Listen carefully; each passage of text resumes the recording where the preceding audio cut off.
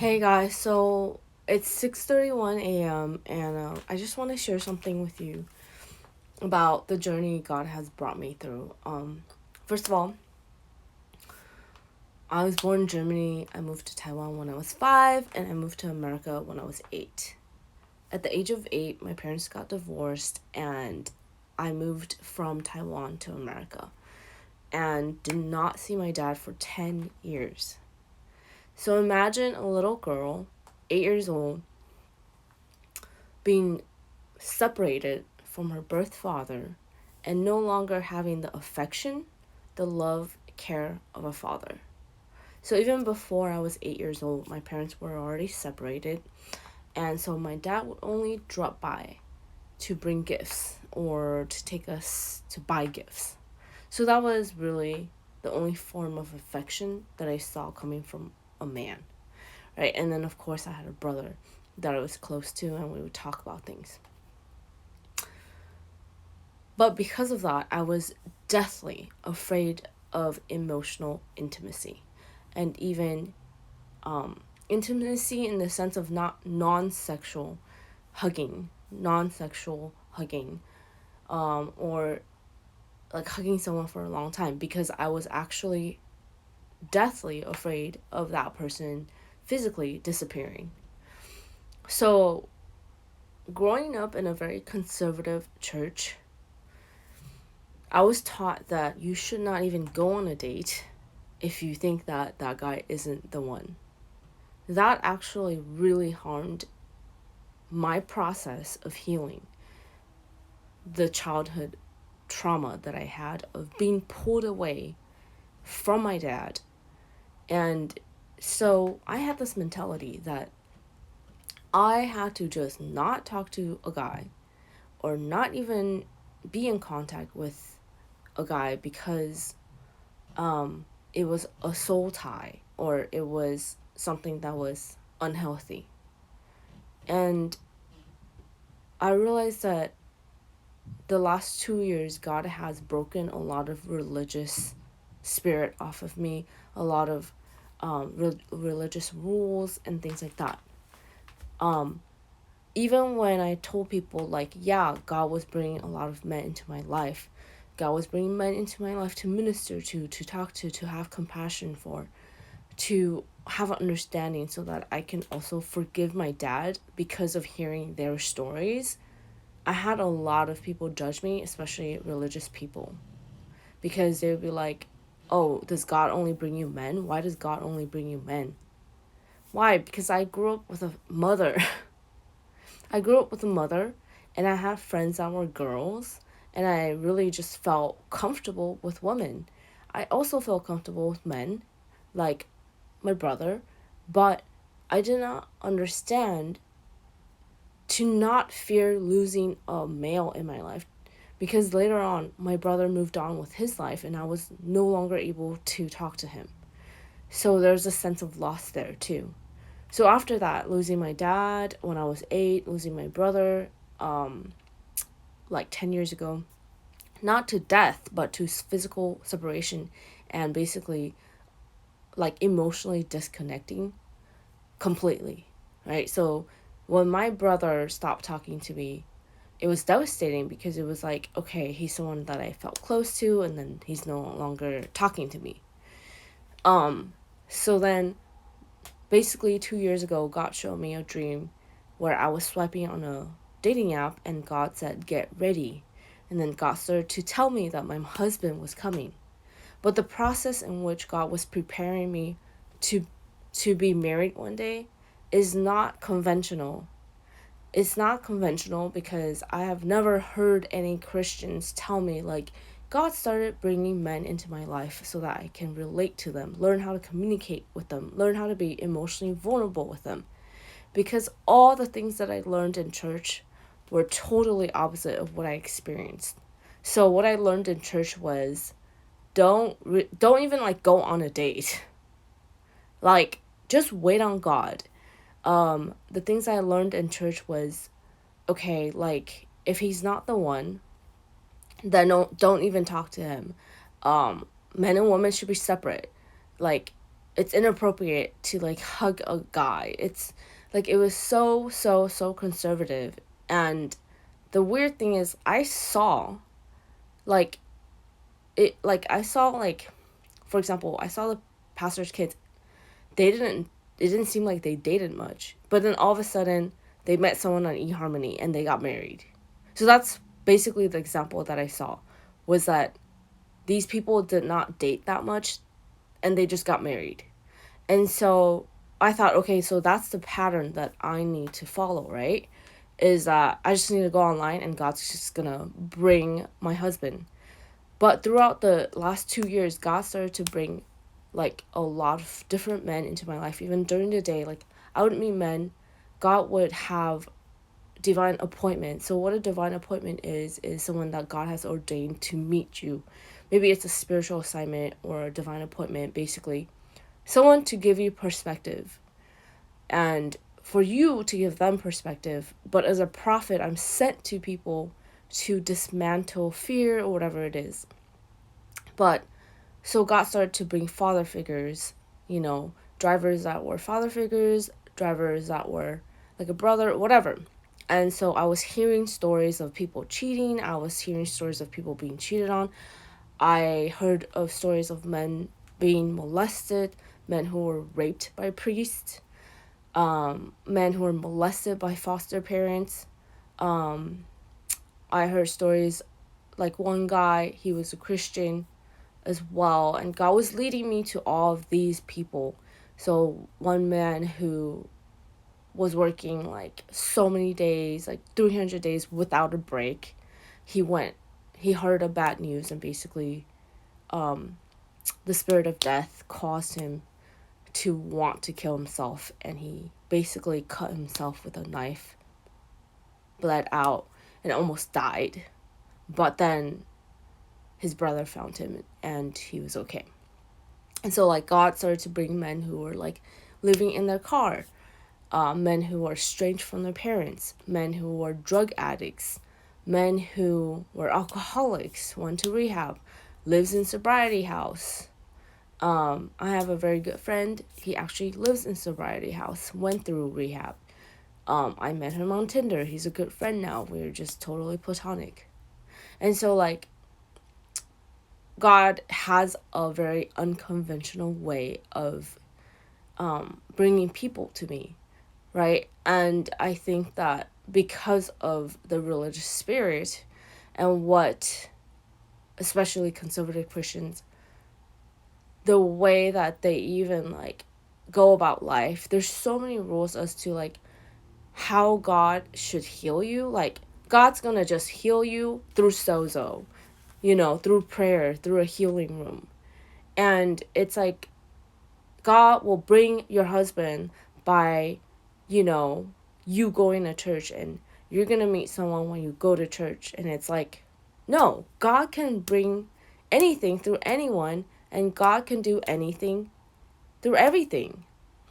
And we limit God because we put him in a box called church, and it's a building, when there's a whole world out there where there are stories, there are people, there's do you know, like, probably in the last 2 years, I have been able to cry every single day. I mean, probably not every single day, but almost, because I feel deeply with my heart. I'm someone that, like, has empathy. I'm able to, like, feel everything that everyone says. I'm an empath. So, one of the ways that God has basically helped me to continue to open up my heart to men, because remember, at the age of 8, I was pulled away from my dad, did not see him for 10 years, did not have male affection, fatherly love, care, or any of that. And so later on in life, it's like I didn't understand boundaries, I didn't understand physical boundaries. Like I feel like my exes, a lot of it was just because of physical chemistry, or like I felt connected to them, in a trauma bonding kind of way. And so like later on, like first of all, I'm waiting till marriage to have sex. right? But I didn't always have good boundaries in terms of, just like being like, hey, taking it slow, like let's get to know each other for like a month, 2 months, 3 months. Let's be friends first, things like that. I would like kind of jump into relationships because I wanted I wanted to feel that security with that person, and it wasn't healthy. And so like later on, and the crazy thing is, another thing that I learned in church was almost like you're almost like not allowed to like even be super close friends with a guy. So like my mom had this mentality that like I don't believe that you can be friends with guys because guys just want one thing. And that again is a lie because that's not true. There are guys that want friendship and maybe they're attracted to you, but like we're not animals. Like we're able to hold our private parts. Like we don't need to bang, okay, to be friends. And so like then later on in my 20s and then 30s, God started to show me, how do you communicate how you feel to a male? And know that he's not always going to reject you if you say your truth. Of course, I experienced a lot of men flipping me out, leaving me behind. Like I remember being stranded in downtown LA, like in the middle of the night because I told someone like, hey, I don't see a future with you. Because they weren't able to handle rejection.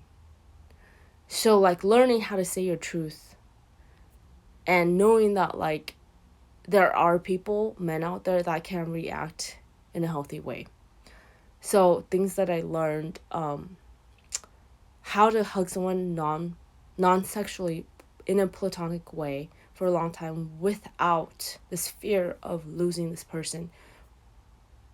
I think that a lot of, and I want to address this with people who did not grow up with like both parents, that one parent was ripped out of your life and that wasn't fair for you.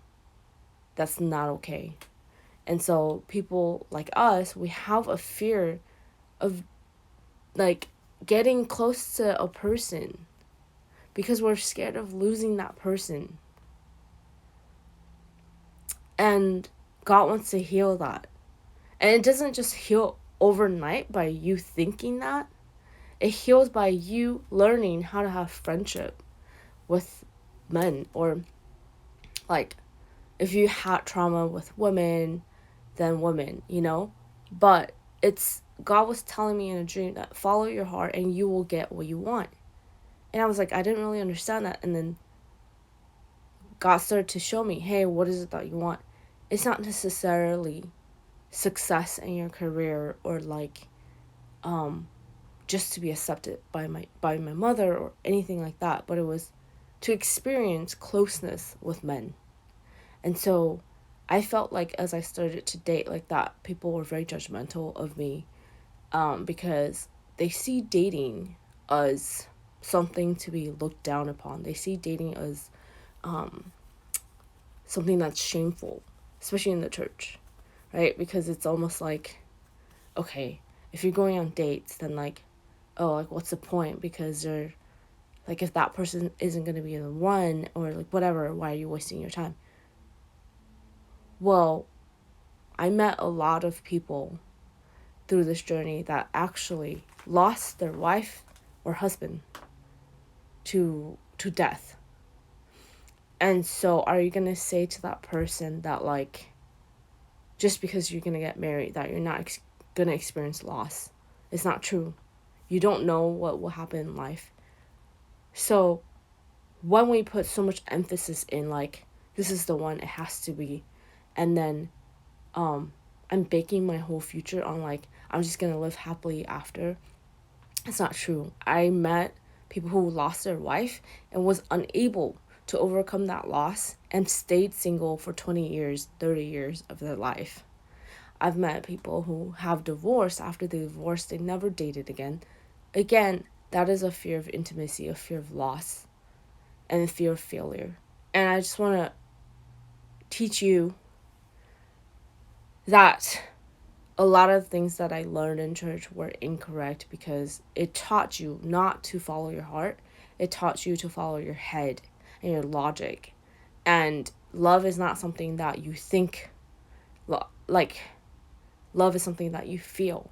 And so if you're so afraid to feel love, you're so afraid to feel pain, you're so afraid of the trauma of losing someone, the fear of losing someone, then that's something that God wants you to heal. And it's not by being alone. It's learning how to be in friendship. It's learning how to seek closeness with someone, right? And it doesn't have to be just like, okay, well, then I'm just going to find my husband and get married, because you're skipping the process that God wants to put you through. Maybe it's because God wants to send you people that you learn different things from. So if you're rushing the process by saying like, okay, well, I desire company, so I'm just going to like pick one person and marry him, then you're skipping the process. And that's why I feel like dating is so important, because you're learning who you are, you're learning what you want, and this is not something that I learned from the church. And I wish that someone taught me that, because do you know why half of Christian marriages fail? It's because they're pressured. A lot of people feel pressured to marry early. I'm 33. I've never been married. Right? And I'm so glad, because like this process that God has been putting me through has helped me to first seek emotional intimacy before physical intimacy. It's taught me to speak my truth, not be afraid of confrontation. It's taught me to say how I feel and be vulnerable with a male. And then a lot, like all the things that I've heard from people, honestly, is not like really correct. So like the things that I've learned from people is like, they'll tell me like, no, just fuck him, like don't talk to him, like if he doesn't care, you don't care. It's like, no, that's wrong. If that person doesn't care, you still say what's on your mind. You still try to say what's on your mind. Other things that I've heard is like, oh, just love yourself and like self-care, like learn how to be alone. I was alone most of my life. So now I'm taking the step to learn how to be in a relationship with guys. I'm taking the step to learn how, like, to seek after what I want, which is love. Right? And this is all a process. It's not like a one night thing where it's like, okay, I'm just gonna like meet my husband and then that's it. No, you need to learn that it's okay to be friends with guys, that it's okay to like be close to them, and know that they're not gonna just disappear. They're not gonna reject you. They're not going to judge you. And those are all the things that I learned. Like when I told the truth or different things to guys, are they gonna walk away? And guess what? I've experienced so many guys just walking away, getting offended, whatever, feeling rejected, whatever it is that they felt, and they did walk away. Did I feel abandoned? Yes, I did. But is it their job to say like, oh, I know you have abandonment issues, so I'm not going to react like that? No. It's not their job to take care of your feelings, but it's your job to say, hey, what is this triggering in me? Do I feel unworthy and abandoned because they're reacting this way? And then, of course, addressing that emotion with that person and saying, I feel abandoned because you left me at a restaurant and did not tell me and then blocked my number for a week. I felt abandoned when you stopped talking to me for a week. I felt hurt.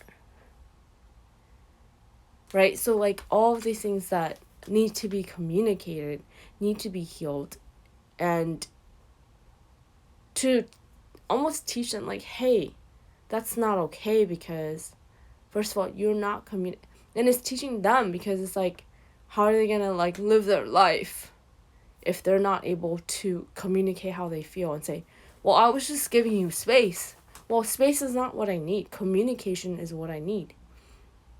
And so all of these things that like I learned, and I wish that, like, honestly, I wish that someone was able to tell me a story like this so that I could see that I'm not abnormal, that, like, the religious spirit actually binds so many people from actually going after the healing that God has. And so because they're so religious minded, they think that, oh, like God's just gonna tell me like who the person is and then I'm gonna marry him. That's a lie, because that stops you from experiencing like trial and error. It stops you from like understanding your own heart, what you want in a person. It stops you from living and experiencing communication, because that's potentially witchcraft when you're like, God, just tell me who the one is, because you're so scared of rejection. You're so afraid of failure. You're so afraid of being wrong that like you're not even willing to try and say, okay, well, there's a person and he's kind of cute. Let me just tell him that he's cute. And let me like go on a date with him. And let me see what happens on the date. But the religious mindset and the religious spirit binds you into a way of thinking that there's no failure. There's no room for failure.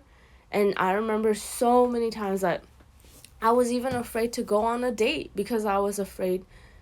And I was so in my mind, like, okay, I'm pretty sure this isn't the one, so, like, I'm wasting my time. But I wasn't able to, like, just enjoy the moment because of that mindset. And I just want to submit to you that life is not about this picture perfect, like, 100%, like, okay, let me just get what I want and I'm going to be happy. It's about enjoying the process, the moments that God brings you. And it's enjoying, like, understanding and enjoying the people that you meet. And I feel like if we don't enjoy that, and if we rush into 100%, tell me, God, who the person is, and then I'll just, like, marry that person, then you're skipping the process, the enjoyment that God wants to bring to you, into your life. And even then, even if you get married, you're not going to enjoy that person because you're so caught up constantly with what's next, what's next, what's next, what's next, instead of just being. And like, this is everything that I've learned, and I've learned probably more, and I will share that with you later, but hopefully this will dismantle the lie that the religious spirit has put upon many people, that there's such a clear way of like, oh no, it has to be the one, and I can't even go on dates, and like, I'm not allowed to talk to men because like boundaries, and then like, oh, like I can't even sit next to a guy because like that's inappropriate, like I can't hug a guy, blah blah blah. And it's just like, it actually really damages and harms your process of learning how to be close to a guy, learning how to interact with a guy, learning how to be with your potential spouse, or just in general, knowing that like you can love someone and you can like them but not end up marrying them, and that's okay, and you can still be friends with them, that they're not gonna walk away, you're not gonna walk away, but that it's okay to have platonic friends. Anyway, so I hope that this helped you. God bless you. Bye.